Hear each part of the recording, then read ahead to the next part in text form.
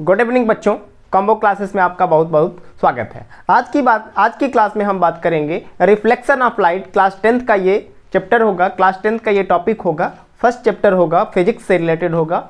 आज की क्लास में हम पढ़ने वाले हैं लाइट के बारे में, लाइट क्या होता है, साथ ही साथ हम पढ़ेंगे लुमिनस ऑब्जेक्ट क्या होते हैं, नॉन लुमिनस ऑब्जेक्ट क्या होते हैं, लाइट की प्रॉपर्टी क्या होती है, ये स्ट्रेट लाइन में चलता है या फिर बेंट होकर के चलता है, इनके कितने नेचर होते हैं, इन सब की बात हम लोग इस वीडियो लेक्चर में करने वाले हैं। तो सबसे पहली बात कि लाइट क्या होता है, लाइट को डिफाइन कैसे करते हैं, तो कहते हैं light is a form of energy. Light एक तरह की एनर्जी होती है जिसकी हेल्प से हम अपने आसपास के ऑब्जेक्ट को देख सकते हैं। तो हमने कहा कि light is a form of energy which help us to see around us. बिना लाइट के हम अपने आसपास के, इवन ये जो बोर्ड हमारे पीछे दिख रहा है इसको भी नहीं देख सकते, आपको भी हम नहीं देख सकते, हमको भी आप नहीं देख सकते। इसका मतलब ये हो गया कि light is a form of energy which help us to see around us. बिना लाइट के हम वर्ल्ड में, इस संसार में, अपने सराउंडिंग में किसी भी ऑब्जेक्ट को नहीं देख सकते। साथ ही साथ केवल लाइट ही नेसेसरी नहीं है देखने के लिए, लाइट के साथ साथ आई का होना जरूरी है। जब तक आई नहीं रहेगा तब भी हम ऑब्जेक्ट को नहीं देख पाएंगे। इसका मतलब ये हुआ कि लाइट एक एनर्जी, ऐसी एनर्जी है जो केवल हेल्प करती है हमें देखने के लिए, दिखाती नहीं है बट हेल्प करती है कि नहीं हम देख सकते हैं। इसके प्रेजेंस में ही हम किसी ऑब्जेक्ट को अपने आसपास में रखा हुआ है तो देख सकते हैं। इनके एब्सेंस में हम किसी भी ऑब्जेक्ट को, जैसे रात के समय में हम किसी ऑब्जेक्ट को नेक्ड आई से नहीं देख पाते विदाउट किसी लाइट सोर्स। टॉर्च के वजह से देखते हैं, इलेक्ट्रिक बल्ब का यूज करते हैं, कैंडल का यूज करते हैं, लालटेन का यूज करते हैं, बहुत सारे अलग अलग सोर्सेज का यूज करके हम रात के समय में किसी ऑब्जेक्ट को देख पाते हैं। तो हमने लिखा है कि light is a form of energy which help us to see around us. तो क्या लिखा हम लोगों ने, साथ ही साथ हम इसके प्रॉपर्टी की बात करेंगे। प्रॉपर्टी कौन कौन सी होती है, तो सबसे पहली बात कि लाइट हमेशा स्ट्रेट लाइन में चलती है।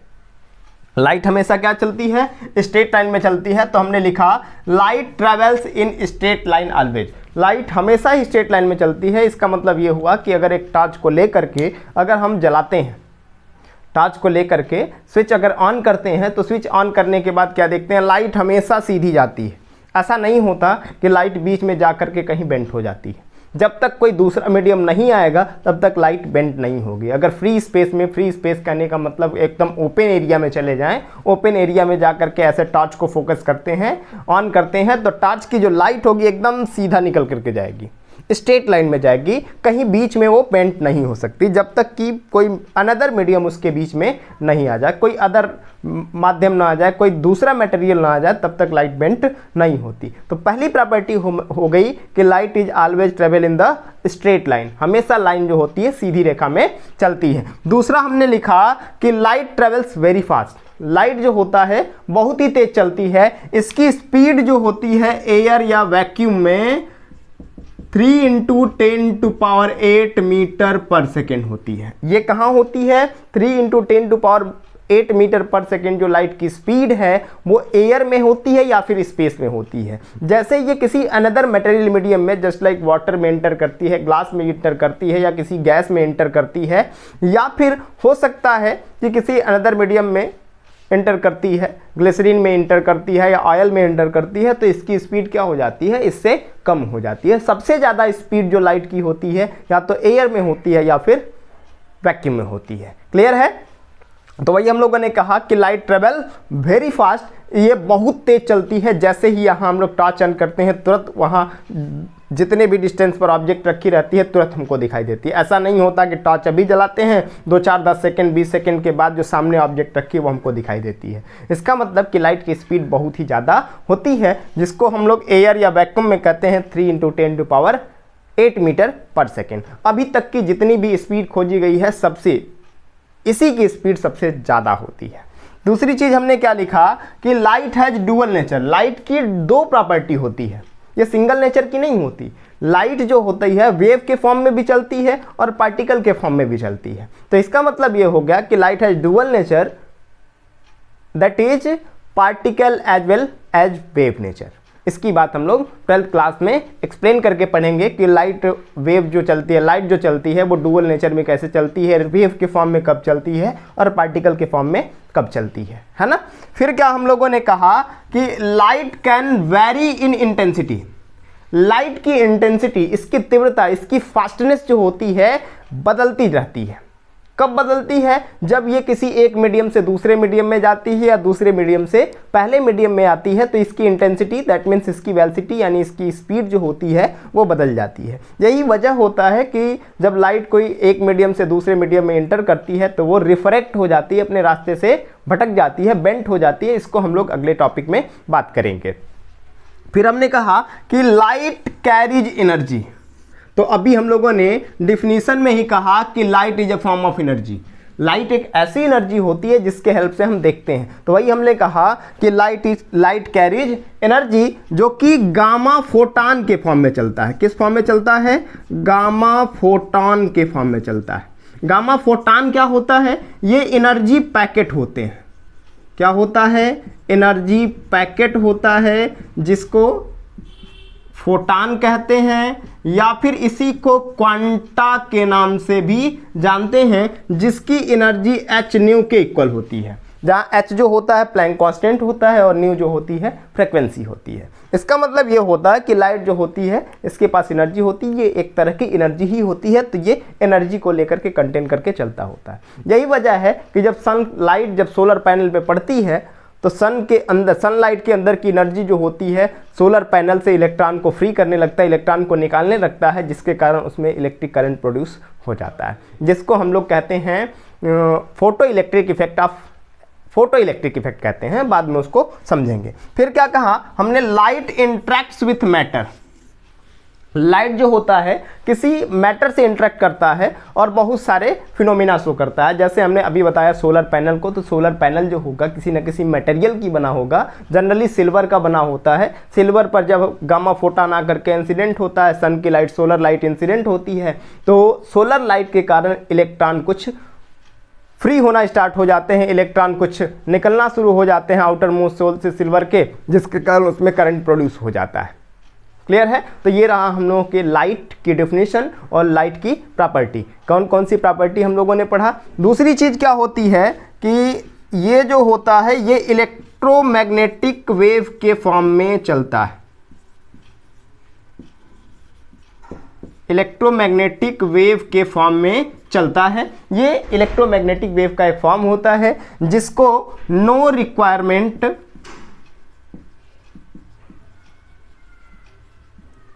Of material medium,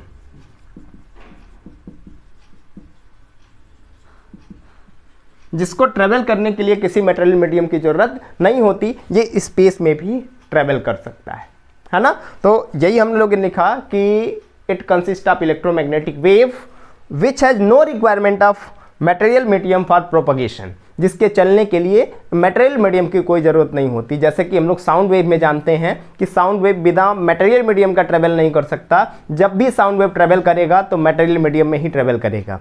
transverse wave और लॉन्गिट्यूडिनल वेव, दो तरह की वेव हम लोगों ने पढ़ी थी साउंड वेव में। तो ट्रांसवर्स वेव हो या साउंड लॉन्गिट्यूडिनल वेव हो, उन दोनों वेव को ट्रेवल करने के लिए मटेरियल मीडियम की रिक्वायरमेंट होगी। बट लाइट वेव जो है, इलेक्ट्रोमैग्नेटिक वेव जो है, इसको ट्रेवल करने के लिए किसी मटेरियल मीडियम की रिक्वायरमेंट नहीं होती। ये स्पेस में भी चल सकता है, ये वैक्यूम में भी चल सकता है, जहाँ ये वहाँ भी चल सकता है जहाँ कोई भी पार्टिकल्स अवेलेबल ना हो। तो इस तरह से हमने कहा कि it consist of electromagnetic wave and it has no requirement of material medium for their propagation.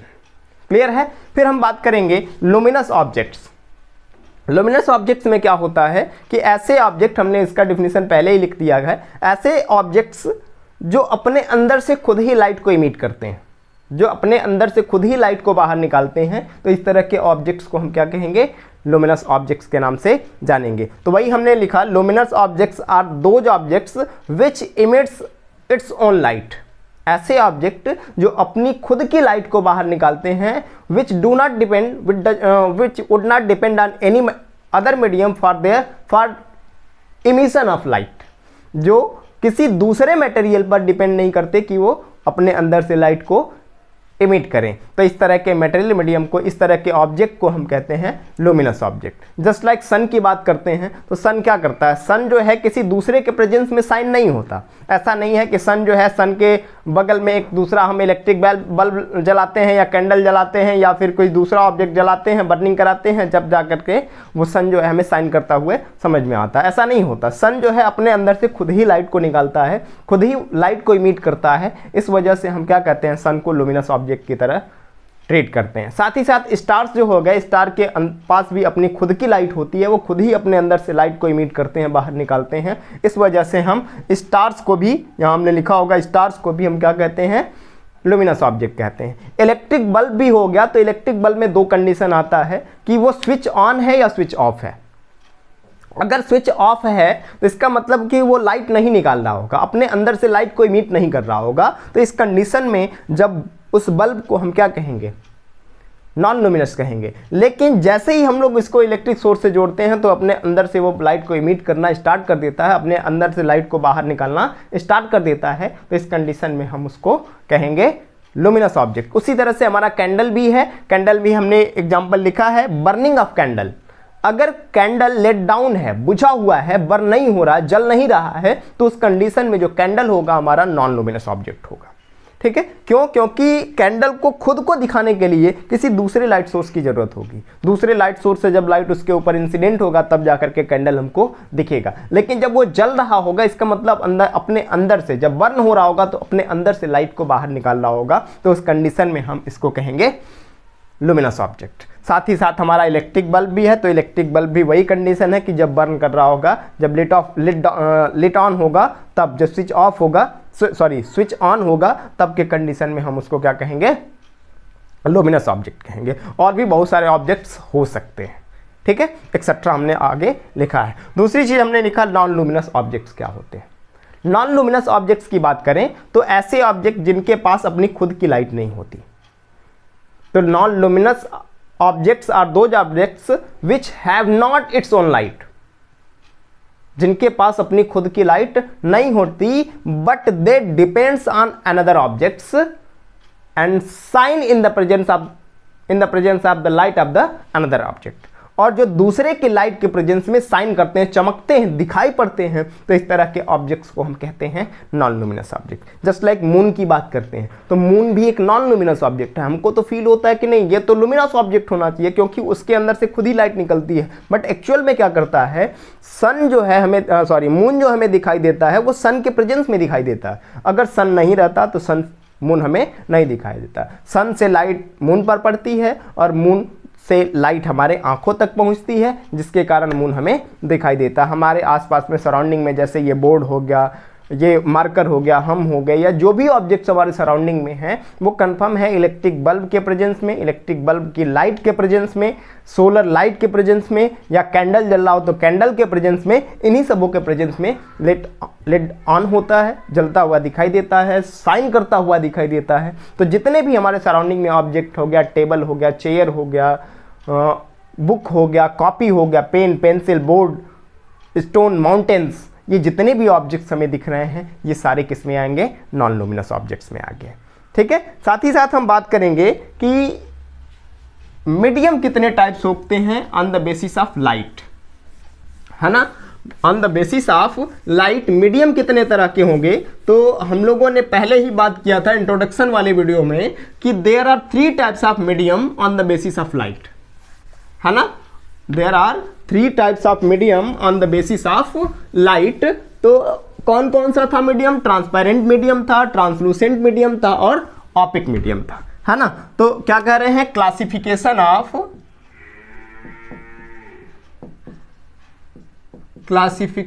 Of medium on the basis of light. Light के बेस पर मटेरियल मीडियम की बात हम लोग करने वाले हैं। तो हम लोग क्या कहेंगे कि there are 3 types of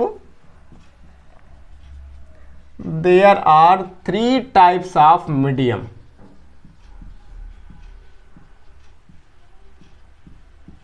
on the basis of light. यानी कि लाइट के बेस पर 3 मीडियम होते हैं। पहला जो होता है हमारा ट्रांसपेरेंट मीडियम, ट्रांसपेरेंट मीडियम। है ना। ट्रांसपेरेंट मीडियम की बात करें तो एक ऐसा मीडियम जो अपने अंदर लाइट को अलाउ करेगा पास होने के लिए, यानी कि एक ऐसा मीडियम जिसमें लाइट आर पार जा सके, इस तरह के मीडियम को हम क्या कहते हैं, ट्रांसपेरेंट मीडियम कहते हैं। तो क्या लिखेंगे, the material medium, the medium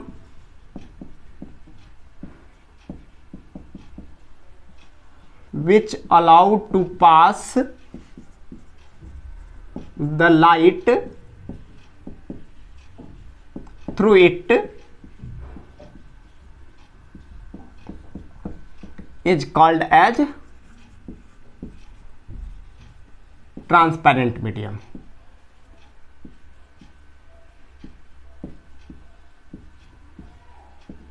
है ना, यानी कि ऐसा मीडियम जिसमें लाइट आर पार जा सके, उस तरह के मीडियम को हम क्या कहते हैं, ट्रांसपेरेंट मीडियम के नाम से जानते हैं। जैसे एग्जाम्पल की बात करें तो एग्जाम्पल में क्या हो सकता है, एयर हो सकता है। एयर का मतलब क्या, हमारे और कैमरा के बीच में बहुत सारे एयर के लेयर्स हैं। अगर टॉर्च जलाते हैं तो यहाँ से वहाँ तक लाइट चली जाती है। इसका मतलब कि डिफरेंट डिफरेंट लेयर्स को पार करते हुए ही जा रही है, एयर को क्रॉस करते हुए, एयर को पास करते हुए लाइट जा रही है। इसका मतलब कि एयर भी कैसा होगा, ट्रांसपेरेंट मीडियम होगा। साथ ही साथ वाटर की बात करें तो वाटर में भी कैसा वाटर, एकदम क्लीन वाटर की बात कर रहे हैं। अगर क्लीन वाटर होगा तो इस तरह का वाटर भी क्या होगा, ट्रांसपेरेंट मीडियम होगा। साथ ही साथ अगर हम ग्लास की बात करें, ग्लास भी क्या होगा, ये भी एक ट्रांसपेरेंट मीडियम होगा, है ना। गैसेस होंगे, गैसेस भी क्या होंगे, ट्रांसपेरेंट मीडियम होंगे, है ना। यानी कि ऐसे मीडियम जिनमें लाइट इस पार से उस पार जा सके, इस तरह के मीडियम को हम क्या कहते हैं, ट्रांसपेरेंट मीडियम के नाम से जानते हैं। दूसरा हमारा टॉपिक होगा opaque medium.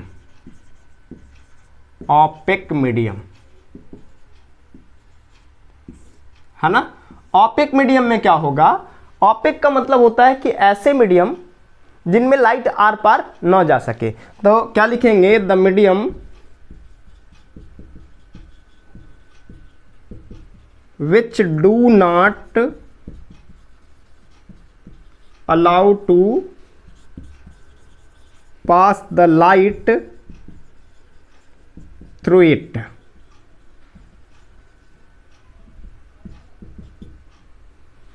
is called as क्या, ऑपेक मीडियम। यानी कि ऐसे मीडियम जो लाइट को आर पार न जाने दे, एक साइड से दूसरे साइड न जाने दे, तो इस तरह के मीडियम को हम क्या कहते हैं, ट्रांसलूसेंट मीडियम के नाम से, सॉरी ऑपेक मीडियम के नाम से जानते हैं। एग्जाम्पल में क्या क्या हो सकता है, जैसे वॉल हो गया, दीवार हो गया, है ना, स्टोन हो गया, आयरन हो गया, लकड़ी हो गया, है ना, और भी बहुत सारे ऑब्जेक्ट्स हो सकते हैं जो लाइट को अलाउ नहीं करते पास होने के लिए। तो इस तरह के मीडियम को हम क्या कहते हैं, ऑपेक मीडियम के नाम से जानते हैं। ठीक है। तीसरा हमारा होगा translucent medium.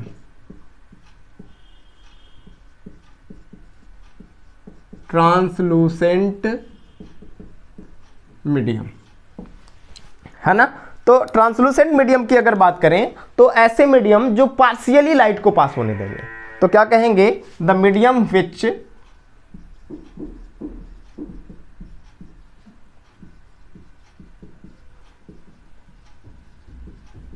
allowed to pass the light partially is called as translucent medium।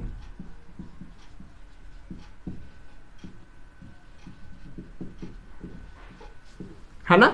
तो ऐसे मीडियम जिसमें से लाइट जो है परफेक्टली उस पर ना जाए, आधा चला जाए आधा इधर ही आ जाए, आंशिक रूप से जाए, आधा आधा जाए, कुछ ही मात्रा में दूसरे साइड जाए, तो इस तरह के मीडियम को हम ट्रांसलूसेंट मीडियम के नाम से जानते हैं। एग्जाम्पल की बात करें तो एग्जाम्पल में बहुत सारे मीडियम हो सकते हैं।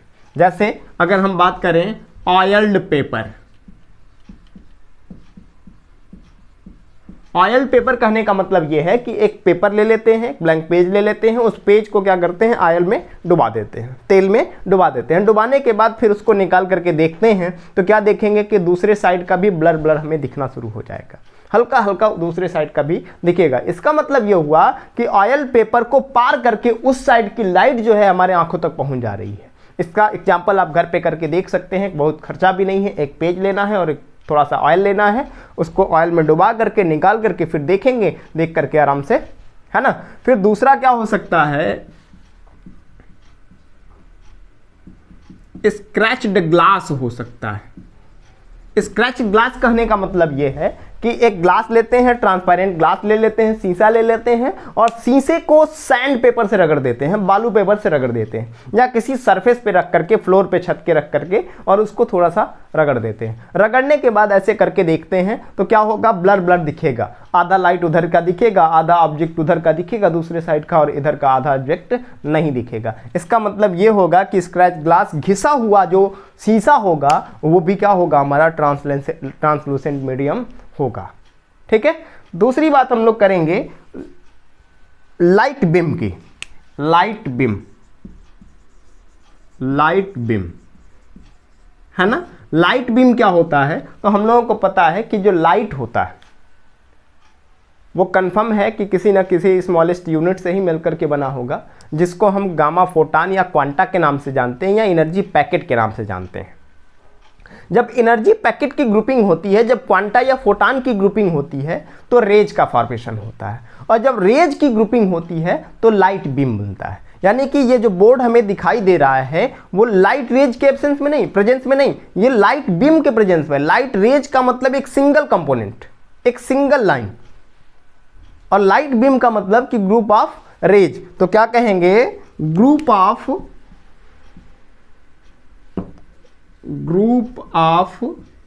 Light rays. Light rays is called as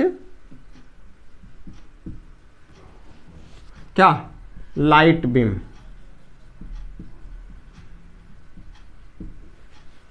अगर बहुत सारी लाइट रेज की ग्रुपिंग हो जाए तो उस तरह की ग्रुपिंग को ही हम क्या कहते हैं, लाइट बीम कहते हैं। तो अगर टाइप्स ऑफ लाइट बीम की बात करें, types of light beam,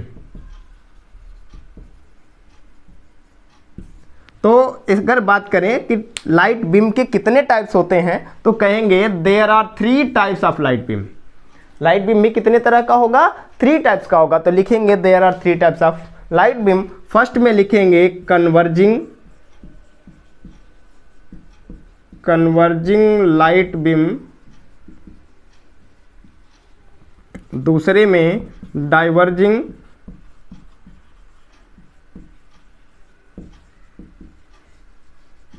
light beam, और तीसरे में क्या होगा हमारा, पहले में कन्वर्जिंग लाइट बीम, दूसरे में डाइवर्जिंग लाइट बीम, और तीसरे में हो जाएगा पैरेलल लाइट बीम। ठीक है। 3 तरह की लाइट बीम होती हैं। इसको हम लोग एक्सप्लेन करके देखेंगे कि आखिर कौन कौन सी 3 तरह की होती हैं। कन्वर्जिंग लाइट बीम होता है, डाइवर्जिंग लाइट बीम होता है और पैरेलल लाइट बीम होता है। कन्वर्जिंग लाइट बीम हम किसको कहेंगे, साथ ही साथ डाइवर्जिंग लाइट बीम किसको कहेंगे, और पैरेलल लाइट बीम किसको कहते हैं, इसको भी हम लोग अभी ध्यान देंगे क्या होता है।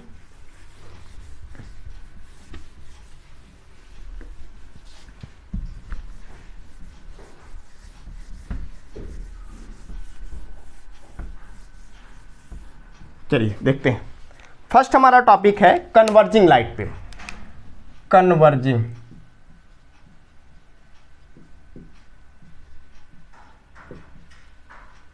Light beam. अब देखिए समझते हैं कन्वर्जिंग लाइट बीम क्या होता है, साथ ही साथ डाइवर्जिंग भी समझेंगे। डाइवर्जिंग लाइट बीम क्या होगा, है ना, और तीसरा जो है पैरेलल लाइट बीम क्या होगा, पैरेलल लाइट बीम क्या होगा।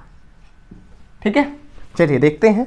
अगर कन्वर्जिंग लाइट बीम की बात करते हैं, कन्वर्जिंग का मतलब होता है फोकस होना, इकट्ठा होना। अगर बहुत सारी लाइट रेज जो है एक ही पॉइंट पर फोकस हो रही हैं, एक ही पॉइंट पर इकट्ठा हो रही हैं, तो इस तरह की लाइट बीम को कन्वर्जिंग लाइट बीम के नाम से जानते हैं। तो कहेंगे if all the rays are converge in bracket में focus at a point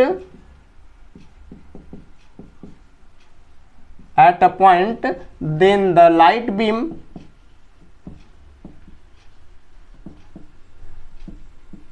is called as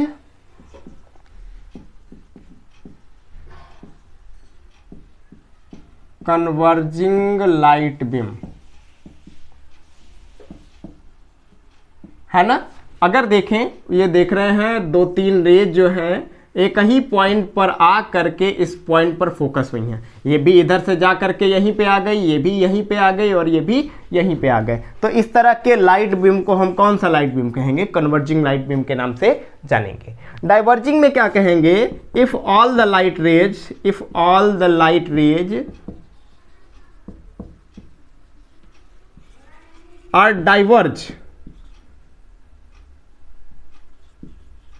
diverges from a point,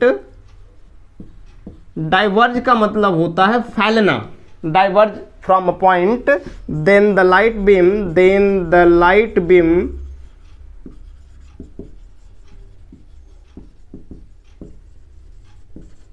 is called as diverging light beam, diverging light beam। इसका अगर देखें फिगर तो सेम फिगर होगा, लेकिन ये क्या होगा? ये देखिए, ये सभी इस पॉइंट से दूर जा रहे हैं, फैल रहे हैं ऐसे। तो इस तरह के लाइट बीम को हम डाइवर्जिंग लाइट बीम के नाम से जानते हैं। तीसरा हमारा टॉपिक है पैरेलल लाइट बीम। अगर कहा जाए कि बहुत सारी रेज हैं और सभी लाइट रेज जो हैं एक दूसरे के पैरेलल हैं, तो इस तरह के लाइट बीम को हम पैरेलल लाइट बीम के नाम से जानते हैं। तो क्या कहेंगे? If all the light raise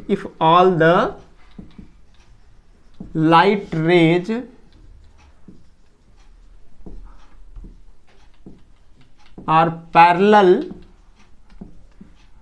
to each other, then the light beam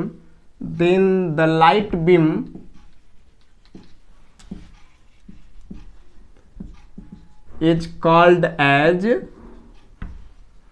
parallel light beam, parallel light beam. इसका भी फिगर बना के देख लेते हैं। ये एक रेज हो गया, ये दूसरी रे हो गई, ये तीसरी रे, ये बहुत सारी रेज जो हैं एक दूसरे के हमेशा क्या हैं? पैरेलल हैं। तो इस तरह के लाइट बीम को हम पैरेलल लाइट बीम के नाम से जानते हैं। आई होप कि आपको ये वीडियो अच्छा लगा होगा। अगर आप हमारे चैनल पर नए हैं तो लाइक करिए, शेयर करिए और सब्सक्राइब करना मत भूलिए। मिलते हैं नेक्स्ट वीडियो में जल्दी ही। धन्यवाद।